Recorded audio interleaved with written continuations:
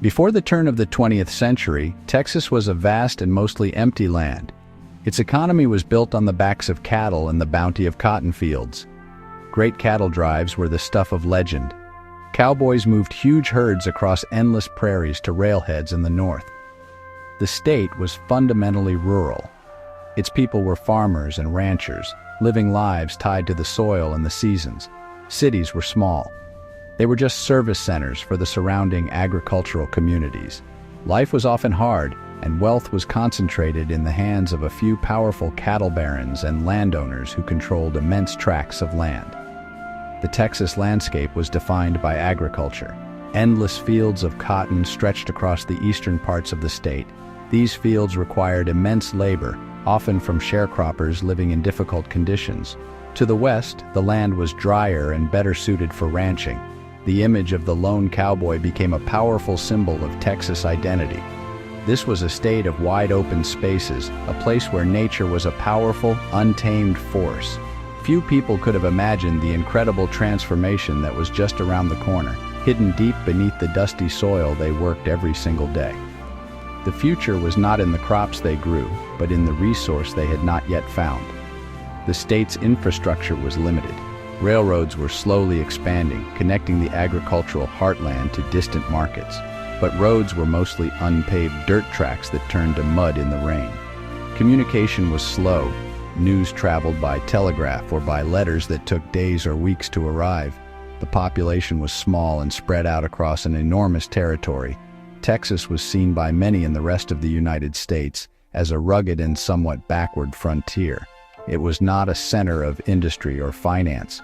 It was a place known more for its longhorns and its independent spirit than for its economic potential. This pre-oil Texas was a place of quiet, steady rhythms. The seasons dictated the flow of life and commerce. The state had a distinct culture, forged in its fight for independence and its experiences on the American frontier. But it was not a global powerhouse. Its influence was regional at best. The state's destiny was about to change dramatically, not because of a new crop or a better breed of cattle, but because of a discovery that would shake the world. A new age was dawning, and it would be fueled by a thick black liquid that people were just beginning to understand. The old Texas was about to be washed away by a flood of oil. The story of modern Texas begins on a small hill near Beaumont. This hill was called Spindletop. A self-taught geologist named Patillo Higgins believed oil was trapped underneath it. He convinced a determined engineer, Captain Anthony F. Lucas, to drill there. For months, they struggled. The drilling was difficult, and their equipment repeatedly failed. Many people thought they were fools chasing an impossible dream. Their investors grew nervous. Their money was running out. But Higgins and Lucas refused to give up on their belief that a massive reservoir of oil lay waiting to be tapped. Then, on January 10, 1901, everything changed. The drill pipe shot out of the ground, followed by a torrent of mud and gas. A deep rumbling sound came from the earth. Suddenly, a massive column of crude oil erupted into the sky. It soared over 150 feet high, a black geyser against the blue Texas sky. The gusher, known as the Lucas Gusher, was more powerful than anything the world had ever seen before. It flowed at an estimated 100,000 barrels per day. The news spread like wildfire, capturing the imagination of the nation and the world. The Texas oil boom had officially begun. The Spindletop discovery was a pivotal moment. It proved that vast, unimaginable quantities of oil existed in Texas. Before this, oil was a relatively minor commodity. But the sheer volume of oil from Spindletop changed the equation. It made oil cheap and abundant.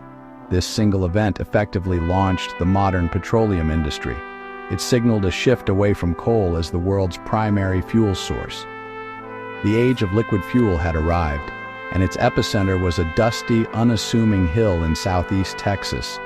The world would never be the same again. Immediately, a frenzy began. Aspiring oilmen, speculators, and workers from all over the country flocked to Beaumont. The city's population exploded overnight.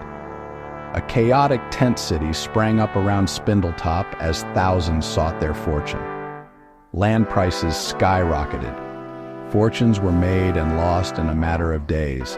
This chaotic, energetic scene would be repeated across Texas for decades to come. Spindletop was not just an oil well, it was the spark that ignited a revolution. It unlocked the immense wealth buried beneath Texas and set the state on a new and powerful course. The discovery at Spindletop was just the beginning. Soon, oil derricks began to dot the Texas landscape from east to west. Wildcatters, the adventurous independent drillers, fanned out across the state. They searched for the next big strike, and they often found it. Major oil fields were discovered in North Texas, West Texas, and the Panhandle. Each new discovery brought a new rush of people and investment.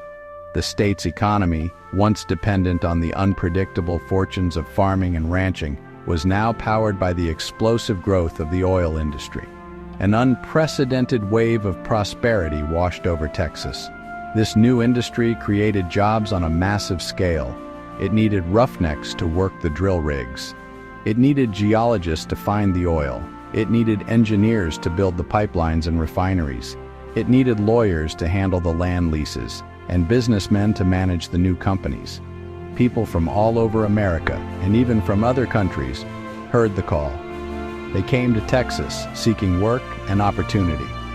This massive influx of people transformed the state's demographics. Texas became a melting pot of cultures and ideas, all drawn together by the promise of black gold. The population grew rapidly, turning small towns into bustling cities. Cities like Houston, Dallas, and Midland experienced phenomenal growth. Houston, with its proximity to the Gulf Coast and the Houston Ship Channel, became the industry's nerve center. It was the perfect location for shipping oil to the rest of the country and the world. Refineries and petrochemical plants were built along the coast, creating a massive industrial complex.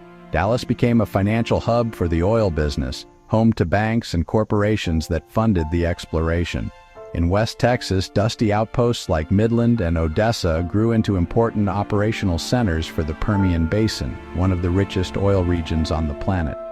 This new wealth funded the development of modern Texas. The state government, enriched by taxes on oil production, was able to invest in infrastructure on a grand scale. It built highways and roads, connecting the far-flung parts of the state. It funded the creation of world-class universities, like the University of Texas and Texas A&M University.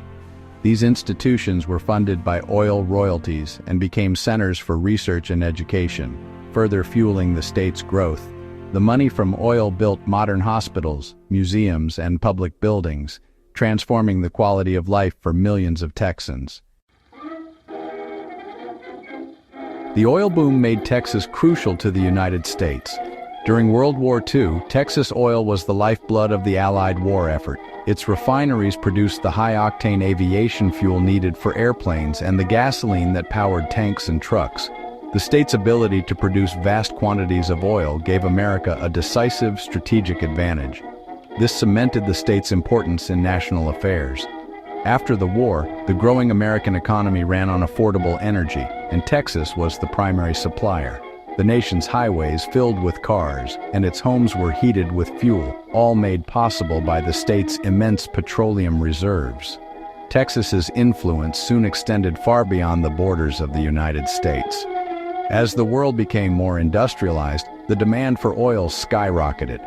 Texas became a global energy giant. Companies founded in Texas, like Texaco and ExxonMobil, grew into multinational corporations with operations all over the globe. The state's expertise in oil exploration and production became a valuable export. Texas engineers and oil workers could be found in the Middle East, South America, and anywhere else oil was being produced. Houston solidified its reputation as the energy capital of the world, a title it proudly holds to this day. Even today, in 2026, the oil and gas industry remains the backbone of the Texas economy. While the state has diversified into technology, healthcare, and finance, energy is still king.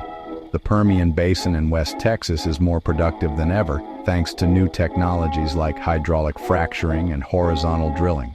These innovations have unlocked even more oil and natural gas, triggering a new energy boom in the 21st century.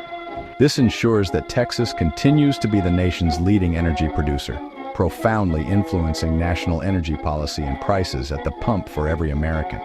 The legacy of oil is everywhere in modern Texas. It is visible in the skylines of its major cities, it is present in the wealth of its public institutions, and it is deeply embedded in the state's culture of risk-taking, optimism, and ambition. The journey from a rural, agricultural state to a global economic powerhouse was fueled entirely by the black gold found beneath its soil.